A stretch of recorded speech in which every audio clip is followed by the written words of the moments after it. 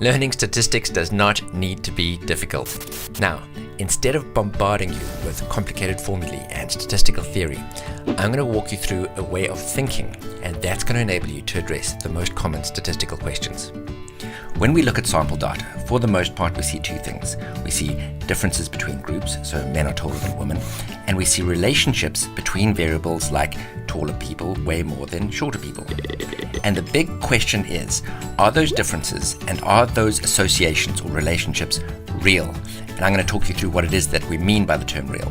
Over the next few minutes, we're going to take a look at a very simple data set, and we're going to see how, by looking at various combinations of variables and variable types, we can identify very specific differences between groups and very specific relationships between variables. And I'm going to walk you through when and how to use statistical tests and how to interpret your results. Now let's imagine that we have a research question, and it's about the height and the weight of people living in Ireland. Of course, we can't measure the height and the weight of the entire population, so instead we take a random sample of the population and we measure the weight and the height of that sample, and we collect some additional information like gender and age group from each of the people in our sample, and we arrange these data in a spreadsheet or a data set with the various attributes in columns, and these are called variables, and these variables will be the object of our inquiry. Now, most data sets that you work with will contain two types of variables, categorical and numeric variables. Categorical variables, like gender, contain categories, as the name suggests. Think of them as groups or buckets that the data can be arranged into, in this case males and females. Numeric variables, like height, are numbers, as the name suggests, and can be arranged on a number line. Now, to better understand our data and to make sense of it, we summarize it and we visualize it. In the case of categorical data, we can count up the number of observations in any given category, and we can represent them in a table and on a bar chart. And to summarize numeric data, we're firstly interested in the spread or the distribution of the data. So we might describe the range of the data, the interquartile range. We could also include the standard deviation. To get a sense of the middle of the data, we use the median, which divides the data into two equal halves, and we use the mean, which is the average. The mean is probably the most commonly used summary value to represent this kind of data. We can visualize our data using a box plot, which is a visual representation of the range, the interquartile range, and the median. And of course, we can create a histogram, and this gives us the shape of the data. So I hope you can see that this process of summarizing and visualizing the data takes it from being just numbers and words on a spreadsheet and turns it into something that is meaningful to us, something that we can get our heads around, something that we can think about. Now, in this very simple data set, we've got two categorical and two numeric variables. And things start to get interesting when we start looking at combinations of variables.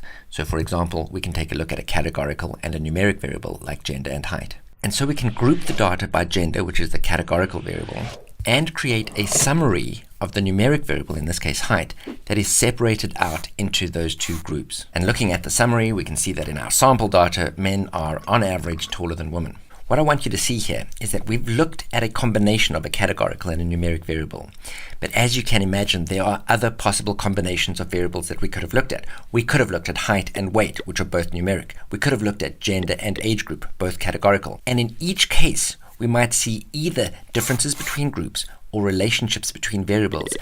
And in each of these cases, there are specific statistical tests that we can apply to see if what we are seeing in the sample data has implications for what we think about the wider population. Can we infer anything? Is what we are seeing statistically significant? So let's take a quick look at the 5 most important combinations of data that we have. And we'll look at firstly, what might we observe in our sample data given that sort of combination of data types? And secondly, what statistical test we might apply to determine whether or not we can infer anything about the wider population. So we might look at a single categorical variable like gender, and we could do a one sample proportion test. For two categorical variables, we would do a chi-squared test. For a single numeric variable, we'd do a t-test. If we have a categorical and a numeric variable, we do a t-test, or analysis of variance, or ANOVA, if there are more than two categories in our categorical variable. And for two numeric variables, we do a correlation test. Now, I'm going to come back to each of these scenarios and each of these tests, so don't panic. At this point, what I want you to see is how the data can be divided up. And in just a few minutes, we're going to take each of these scenarios and work through exactly what questions you can ask and how it is that you can apply statistical tests, and importantly, how to interpret your results. Now, before we carry on, I just want to say a big thank you to Biomed Central, or BMC, for sponsoring this video. BMC are a publishing company that publish open access journals, and that means that the full text of all of the papers published are available for free to anyone in the world. I'm the editor-in-chief of one of the journals that they publish called Globalization and Health. I'm genuinely impressed with them as a company. I believe that they have integrity, and I honestly believe that they are making the world a better place. They have a portfolio of over 300 journals that they publish, so check them out at biomedcentral.com. I'll put a link in the description below. At this point, I want to say this. It's not good science to take a data set and just randomly stab around blindly hoping to find something that's statistically significant. Before you interrogate the data, you start off by defining your question, your hypothesis. You define your null hypothesis. You identify the alpha value that you're going to use, and then you analyze the data. So let's look at what we can do with just one categorical variable like gender. We might ask the question, is there a difference in the number of men and women in the population? Now, we could state that as a hypothesis, which is that there is a difference between the number of men and women in the population. And we could check to see whether or not we think that that is the case. And when we look at our sample data, well, we do in fact see that there's a difference in the proportion of men and women. So should we get excited? Well, no, not yet. Remember, this is just sample data. We could have, by chance, selected a sample that just happened to show a difference. So let's consider the possibility that in actual fact, there is no difference in the number of men and women in the population. And we call that our null hypothesis. And if that were true, how likely would it be? What are the chances? What is the probability that we would see the difference that we have observed, or a greater difference for that matter? And if we can show that that probability is low, then we can have a degree of confidence that the null hypothesis is wrong and we can reject it. But before we calculate this probability, which we're going to call our p-value, we must be clear about how small is small enough. Below what value of p would we reject the null? And we must decide on that cutoff before we calculate the p-value. And we call that cutoff the alpha value. And for the rest of the examples in this video, we're going to use an alpha value of 0.05 or 5%. So we've really got two scenarios. We've got the null hypothesis, which is that there's no difference, and the alternative hypothesis, which is that there is a difference. And the next step is to apply a statistical test. And in this case, we do a one sample proportion test, and we generate a p-value. If the p is less than the alpha, then we can reject the null hypothesis and state that the difference that we observe is statistically significant. If we add another categorical variable, in this case, age group, we may have a research question like, does the proportion of males and females differ across these groups? So our hypothesis is that the number of men and women that we observe is dependent on the age category that we look at. In other words, the proportions change or depend on or are dependent on the age category. Now we can collect our sample data, we look at it, and we can see that yes, in fact, the proportions do change across the age groups. In other words, in our sample data, the proportions are dependent on age category. Now, is that due to chance? Well, let's test the idea that the proportions are all the same, or that they are independent of age category.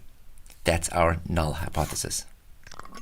Now here we can conduct a chi-squared test, and that gives us a p-value. And if the p-value is less than the alpha, we can reject the null hypothesis and state that our observation is statistically significant. If we want to look at just one numeric variable on its own, like height, then we don't have any groups to look for differences between, and we don't have another numeric variable to look for some sort of association or relationship with. So what questions can we ask? Well, we might have some theoretical value that we want to compare our data to. For example, in the case of average height, we might have some historic data. We might wonder if the current population is significantly different from that historic data. So our question might be, is the average height different from a previously established height? Let's imagine that the previously established height was 1.4 meters. We want to know if the average height in our current population is different to that. Our hypothesis is that there is a difference. Again, we collect some sample data. We find that the average height is indeed different from the historic height. Is that statistically significant? Well, if there were no difference, what would the chances be that we observe the difference that we do, or a greater difference? We conduct a t-test, comparing the averages, and if the p-value is less than the alpha, then we can reject the null hypothesis and state that the observed difference is statistically significant. Now let's consider a categoric and a numeric variable. And we may ask the question, is there a difference between the average height of men and women in this case? Our hypothesis is that there is a difference.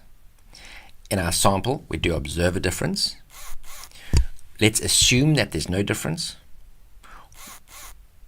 We conduct a t-test, which gives us a p-value. If the p is less than the alpha, we reject the null, and we state that the observation is statistically significant. If we had a categorical variable with more than 2 categories, like age group that's got 3 categories, then instead of doing a t-test, we would do an analysis of variance, or ANOVA. Now let's look at the last combination of variable types in this data set, 2 numeric variables, height and weight. Here we might start with the question, is there a relationship between height and weight? Our hypothesis is that there is a relationship. We collect sample data, we look at it, and voila, we do see some sort of relationship. Is it real? Well, let's assume that it's not. Let's assume that there's no correlation between the 2 variables. And if it weren't real, then what are the chances that we'd see the relationship that we do? And here we conduct a correlation test. Now, a correlation test is going to give us 2 things. Firstly, it's going to give you a correlation coefficient, which tells us something about the nature of the association between the 2 variables. And I'm going to talk about that in just a minute. But of course, it also gives us a p-value. And again, if the p-value is less than the alpha, we can reject the null hypothesis and state that the correlation that we see is statistically significant. And the correlation that we see can be represented by a number that we call the correlation coefficient. So let's talk about that for a second.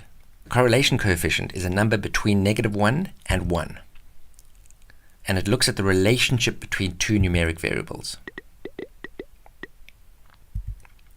If, as the x variable gets larger, the y variable gets smaller, we say that they are negatively correlated. If they are perfectly negatively correlated, then the correlation coefficient will be -1. If there's no relationship between the 2 variables, then the correlation coefficient will be 0. And if there's a perfectly positive correlation, as x goes up, y goes up, then the correlation coefficient will be 1. And of course, you can have any value in between. And by the way, it doesn't matter which of your variables is on the x and the y axis. The correlation coefficient will be the same. Now, of course, we've only just been able to scratch the surface in terms of what there is to learn about statistical analysis. If you want to learn more, then go to learnmore365.com, and I've got some courses there that you're going to love. And if you'd like to learn about R programming, which is a programming language that gets used for statistical analysis, and it's free, it's very powerful, it's easy to use, it's absolutely fantastic. I have a YouTube channel that focuses specifically on that, so that's R Programming 101. I'll put a link in the description below, go and check it out. Otherwise, please subscribe to this channel, hit the bell notification if you want notification of future videos, leave your comments below, and share this video with anyone that you think might find it useful. Until next time, take care.